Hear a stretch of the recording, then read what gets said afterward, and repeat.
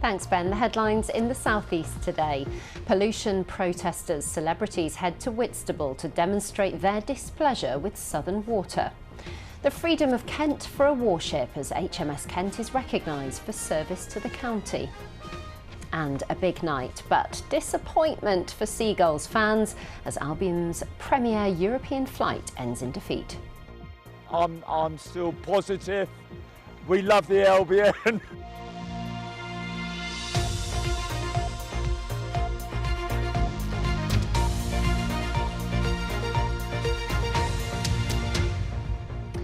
Hello, a mass protest against pollution off the Kent coast is planned for tomorrow. Musician turned campaigner Fergal Sharkey is heading to Whitstable, as is comedian Paul Whitehouse. In the firing line is Southern Water, who faced a £90 million fine in 2021 after dumping raw sewage into coastal waters in Kent and Sussex. The company says they're spending £22 million on improvements to redesign Swale Cliff wastewater sewage works near Whitstable, which they say will reduce storm overflows by around 30%. Well, our reporter Kirstine O'Sullivan has been following this story today and joins me now. Hello, Kirstine. Now, isn't a new treatment works potentially good news for people in that area? Yeah, I mean, clearly a redesign of the treatment works is better than no action being taken. But organisers of tomorrow's protest, well, they say they're keen to point out that the upgrade will mean a reduction in storm overflows of up to 30%, which they say is just far from concrete. They say they're fed up, that the timescales are getting longer and the action, well, it's getting smaller. And today, Labour's Chris Cornell, who's the Cabinet Member for Coastal Communities for Canterbury City Council, he's called for large-scale legislative changes. He spoke to BBC Radio Kent earlier today and he said it should be illegal for companies to do what they're doing, full stop. And he said that's what tomorrow's protest is all about. Well, in a statement, Southern Water said the company shares the concerns being raised about water quality and insists that Whitstable is at the forefront of work being done. Kirstine, thank you. A Royal Navy warship has been awarded the Freedom of Kent. HMS Kent is being recognised for the service it's provided to the county. A short while ago, a formal ceremony and parade took place in the centre of Maidstone to mark the occasion. It allows us to march through the town with swords drawn and bayonets fixed. So it's an ancient tradition, usually only given for a city or a town. So to be given it for the entire county of Kent is a massive honour and one that we're really pleased to receive today. I've done quite a few parades, but no, this is the first one I've done actually in Kent. So, and definitely first one in Maidstone for what I can remember. An emotional day for you too. Yeah, it was just again, we was in the guard, so it was just looking professional as we can, but it was good to see the family and see like little ones running around and that stuff, so it was good to be back here, especially back on the home surface. Health officials in the region are urging anyone eligible to have a COVID and winter flu vaccination to book their appointment. The COVID vaccination programme has been brought forward following the discovery and spread of a new variant. They're being given at the Brighton Centre from today and at clinics and GP practices. Mini golf is a favourite way to pass a family day out, but does it have a place in the school curriculum? For one primary in Kent, a 9-hole course is the perfect way to represent the school's core values. Victoria Bourne has been to visit St Nicholas at Wade Primary in Birchington, where for pupils, a spot of golf is par for the course. This is not at the seaside, a park or a golf club.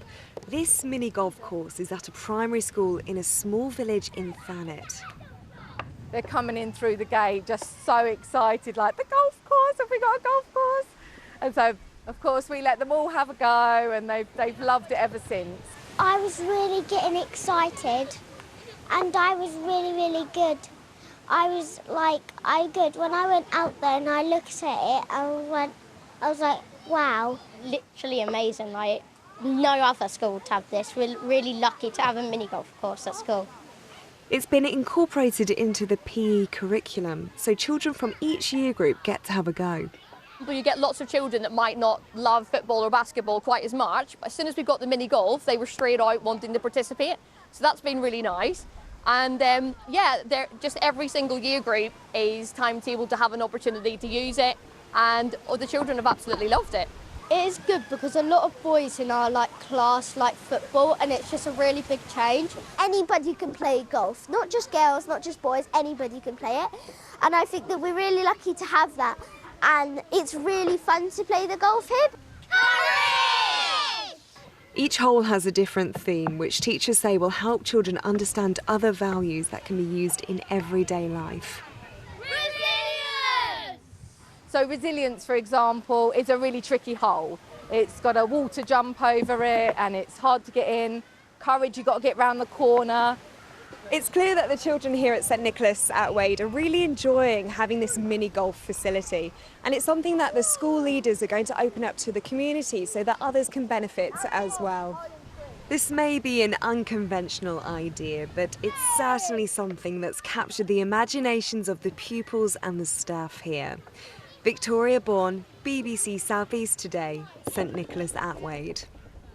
Oh, lovely. Now, it was a big night for Brighton and Hove Albion, of course, last night as they made their debut in European football. Sadly, the high hopes of fans were dashed as the Seagulls were defeated 3-2 by AEK Athens. VAR checks gave Brighton 2 penalties and Pedro scored them both, but the Greek side secured the winning goal with just 6 minutes to go. Despite the result, fans remain buoyant. We had a bad day, but hey ho, you know, I'm still positive. We love the Albion, and let's bring on the next game. We'll come back. Marseille, Ajax, I think we'll get some points. I think they did a job on us tonight, and it's only the first game. It's our first ever game in Europe. Good atmosphere. I just think it was a shame, and good old Brighton, that's all I can say. Still support them. Well, our sports reporter James Dunn was there for all the action last night. Hello, James. We had high hopes. It was a bit of a disappointing night. Quite a tricky match.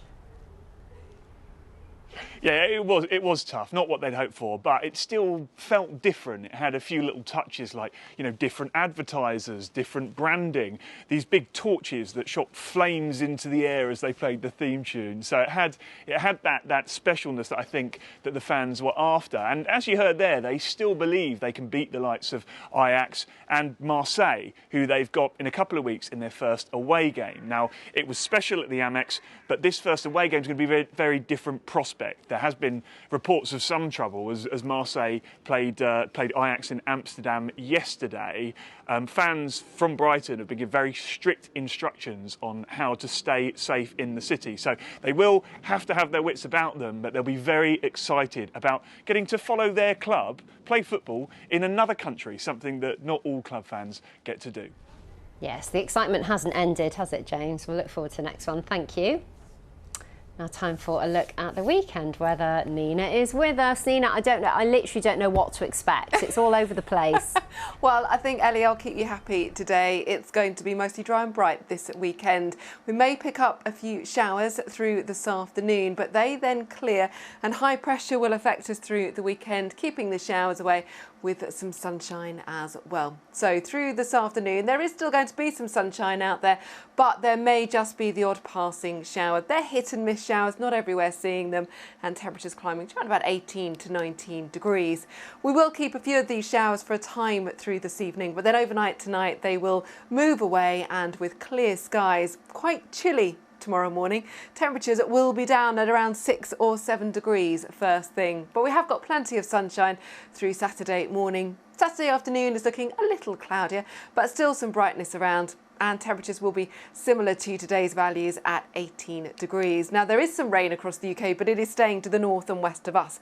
We keep the high pressure across the southeast for Saturday and also Sunday, so more sunshine on Sunday. The fine weather should last into Monday, where it starts to turn a little warmer. Ellie.